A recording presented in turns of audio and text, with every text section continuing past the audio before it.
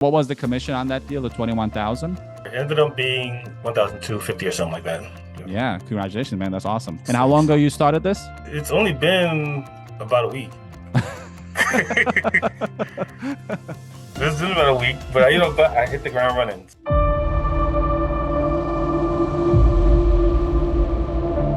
Let's get started, man. What's your journey? How do we cross paths and how did you end up in BLB? So I've been interested in commercial lending for a while. My background is in computer technology. So my degree was in computer systems telecommunications. I worked with a FAANG for the last couple of years.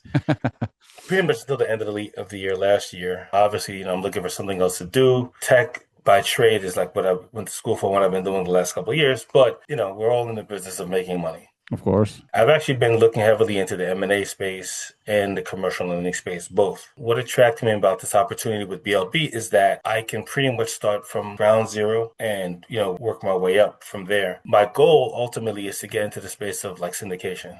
Yeah.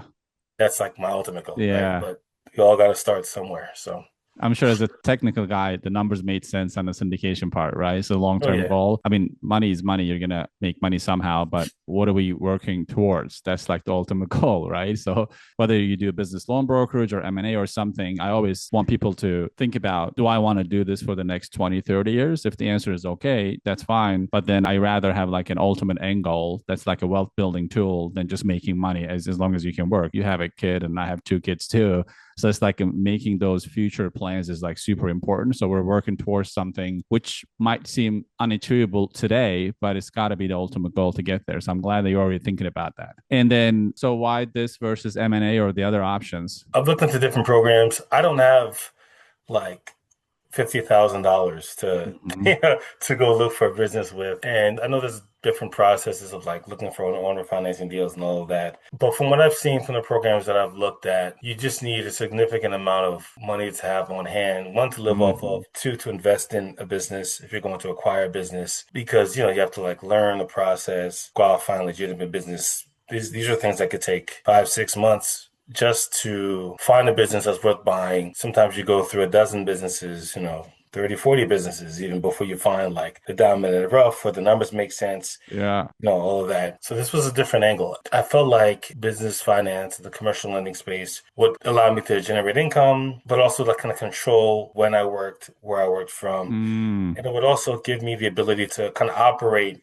in the business space. I get to know business owners. I might stumble upon opportunities to build relationships that could benefit if I were to explore M&A in the future. It just seemed like something that made sense to do right now. No, 100%, dude. Even M&A, let's say you had the money, right? And you go through those 30, 40 businesses, whatever the ratios play out to be, and you find the one that you think is the best, you might end up being still completely wrong, right? So it doesn't give you a 100% guarantee. Like we come across a lot of people who just try to decide between brick and mortar businesses versus an online business, something like this, almost no overhead. Like I have somebody, one of the neighbors, they're like 150K in for the whole build out for their burger joint. And it hasn't even made $1 yet. Like they're building the place and all that. It might end up being an amazing opportunity, but you're out like 150K and it's not even complete yet, right? So sometimes like what you start, if this is your second, third or passion project and you have the safety net, like you have $1 million on the side and you're spending 150, all right, that's like 15% of your net worth, like liquid net worth. That makes sense. But you're just kind of betting on one company, one business, that becomes extremely, extremely risky, right? So same thing with the M&A. Like we have people who play in that area, but unless you're investing a very small percentage of your net worth, that becomes almost like a educated gambling. I mean, and that you pretty much summed it up there. Yeah. And how are things going with BLB so far? I mean, it's good so far. I've made it through most of the training, I guess the first like 5 sections of the training. Yeah.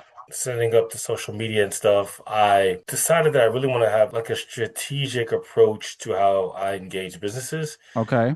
So I decided I was going to kind of break it down into like sector and try to focus on a couple of key sectors to begin with, and then kind of, expand from there. I checked out all of the different finance partners that we have, just so I could really familiarize myself with the different services. And so when I talk to people, I can be knowledgeable on what I'm talking about. I'd have some realistic idea of, what the offerings are and what will be a good fit for customer A versus customer B. I did something, this was kind of out of the blue, but I couldn't sleep one night and I decided to go through my phone list and just I like, crafted a message and I just sent it out to like I just literally went down the list and sent it out alphabetically to like everybody who I knew who I could remember where I knew them from. Because sometimes you have people who you don't even know, right? And I'm like, okay.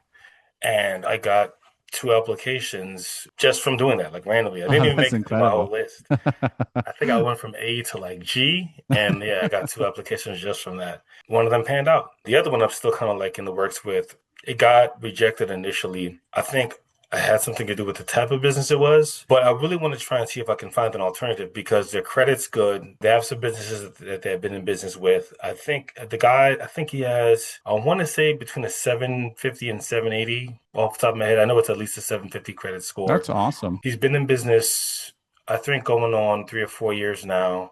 Okay. I don't remember the exact numbers, but I want to say he has at least between 10 to 15K monthly coming in. But what I saw in the rejection I got was that it's a consultancy or something like that. But I'm like, it's not really a consultancy. Well, maybe they registered as a consultancy, but they're doing e-commerce. That could be a mismatch. Like Right. maybe if they're calling themselves a consultancy firm, but they're doing e-commerce. But if they're doing like 15, let's say 15, 20K per month, and they're requesting 100K, that's higher than what we would offer them based on the monthly revenue. However, Right. have you looked into the 0% financing? Because with that credit score, 100K is doable. Obviously, we would need to look at the credit report, but over 700, we can go up to like 100, 150K in credit card stacking. Would that be the 0% interest startup option? Yeah, 0% interest up to like 12 to 18 months, basically. So then they also have the option to cash that out. Like, what are they going to use the funds for? What do they need 100K for? I believe they're looking to expand, do some marketing efforts. Primarily, I think it would be they're looking to do some heavy marketing. And this is going to be a situation where they could be a partner because so the customers that they work with sometimes, so there's a business Okay. owners that are looking to take advantage of the service and they might need financing to get the service. I see. Okay. So it could also be a referral partner. Yeah, I would love to have you sign them up as like a referral partner if it is like a Yeah. B2B business. Like, I Yeah. don't know if you have LendTrack or you don't have to have LendTrack, but you can do it manually too. But as far as the funding, if they're going to use that for marketing, that's awesome. So I would definitely go through the 0% side. But for future reference, when someone says they want 100K, I always push them to give me a range instead of a net number. And my Right. narrative is like, hey, well, you need 100K, 100%. What do you need it for? Oh, we need it for marketing and all that stuff. Cool. So is the 100K top number? So if I could get you less than that, are you not okay with it? Right. And then shut up, right? So then let them kind of process the information because I've seen so many cases that like it recently happened with a lady in my inner circle. And she was like, Oz, they're adamant to get like 250. I'm like, are you sure? Like, did you ask them? Anyways, long story short, we got him approved for like 50K. And the owner was like, okay, 50K is fine too. Yeah. And she's like, how? Like she said, yeah, but that's just how people operate, right? Before it becomes real, they can ask for like higher numbers. And when you tell them, this is what I have approved, like, is this okay for now until we work on the other goal? For example, it could be an SBA option, or since they're e-commerce, it could be inventory and things like that. So I think there's still a high chance that you can get them approved for something. Obviously, without receiving the credit report, I wouldn't know. But if they're above 700 credit and if they're running like a deep credit report, so it is very doable. So I would definitely look into that. Okay.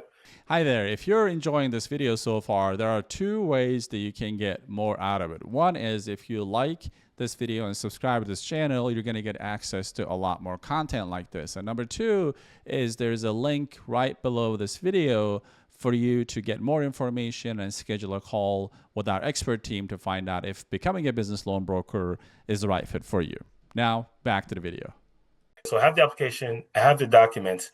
Is there any way that I can just submit them for this other option? Like, because what I don't So want for to do the is I other don't, option, we don't really need the documentation you collected. We yeah. just need you to use your Identity IQ link and for that customer to pull their credit report and send it over to you, right? It's like a simple process. They pay $1 to pull their own credit, or if you need to, we can pull the credit too. So did you send this deal through a BLB network? Yeah, I sent it to BLB first, Okay. first and I got So the I would rejection that send it way. again, but this time choose startup. And if you don't want to go through the process of, getting their credit report, send it as a startup, and I'm sending a lead, no credit report, put their information, tell the story in the description field. Like, hey, this is the client, but we want to get them approved for like 0% financing.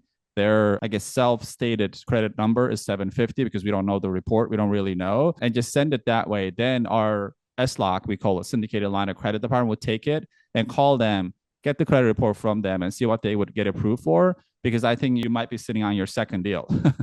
Right. I mean, they're kind of ready to go, but I feel like the longer, like first they got the first rejection. Since I got the rejection from them, I sent it to, Uh-huh. and I guess followed up. And the guy, Yes. I don't know what happened because I wasn't a part of the call, Yeah. but he didn't have a good experience.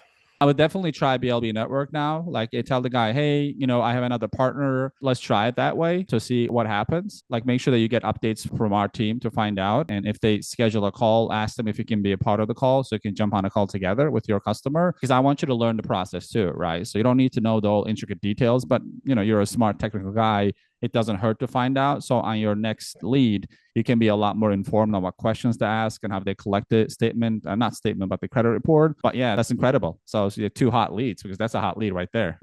I'm in a situation where like I need to make this work ASAP. So Okay.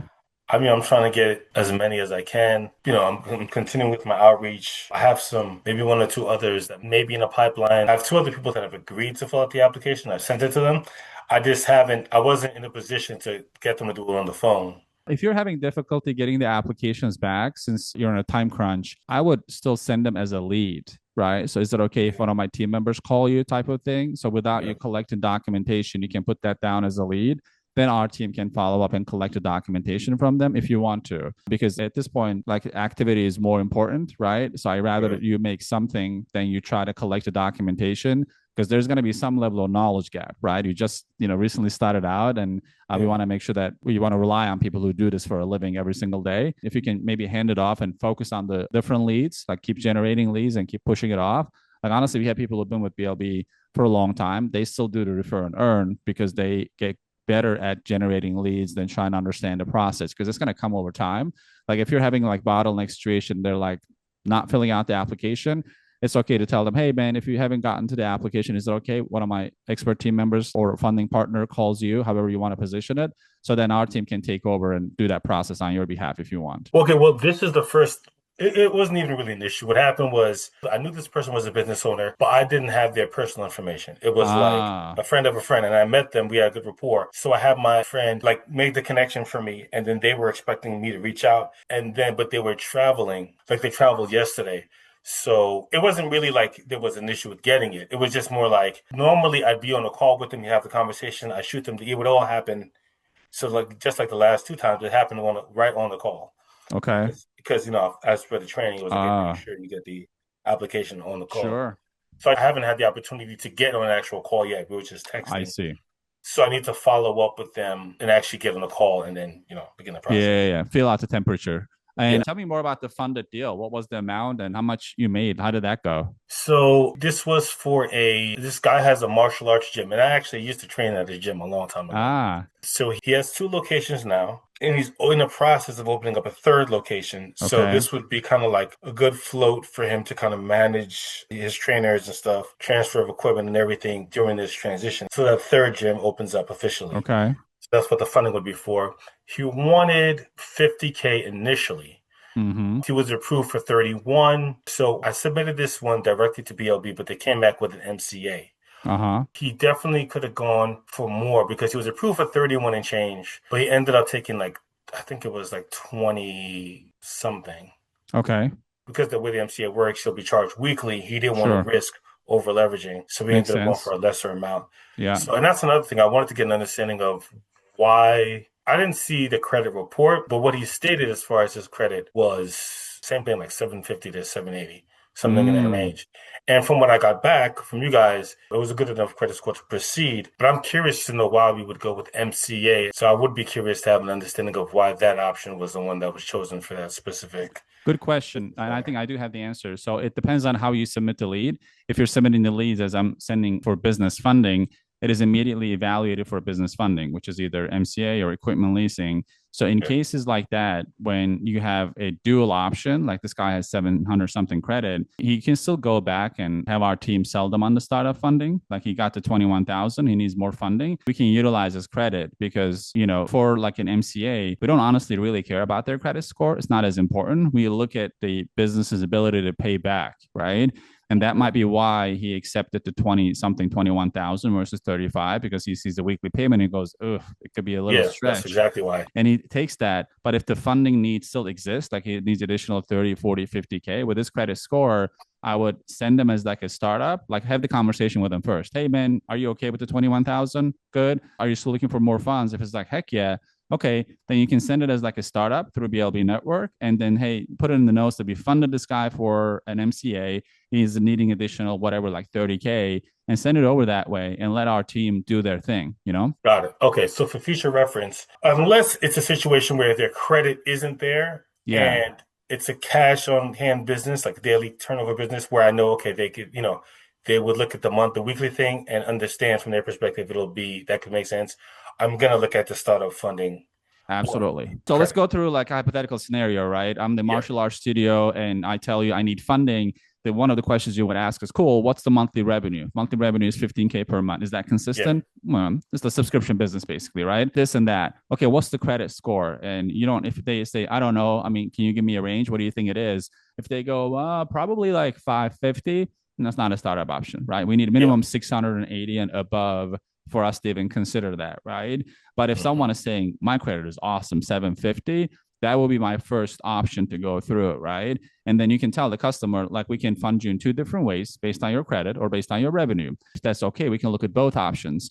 Then you can submit it as like two leads, and our team can jump on it and work on whatever is a good fit for them. But in your case, too, that's probably additional funding opportunity with the same merchant that we might be able to relatively easily get another 30 to 50K if his credit is truly that, and the depth of his credit. Like if someone like a new college student might have 700 credit, but there's nothing on there, obviously we can't fund it. But I'm guessing this is a business owner and not, Yeah, this is he's not like a grown 20-year-old man. year-old He's been kid, in right? business 10 years. Yeah. Yeah, yeah, Yeah. So yeah. I'm sure he has some kind of bills and credit that is built to keep it, because it takes effort to keep your credit at 700s, right? It doesn't happen on their own. So I would definitely utilize it that way. But it seems like you might have a couple of funding options coming through. That's awesome. That's incredible. Right. And what was the commission on that deal? The 21,000? It ended up being 1,250 or something like that. Yeah. Yeah, congratulations, man. That's awesome. And how long Thanks. ago you started this? It's only been about a week. This has been about a week, but but I hit the ground running. So That's kind of a fast start.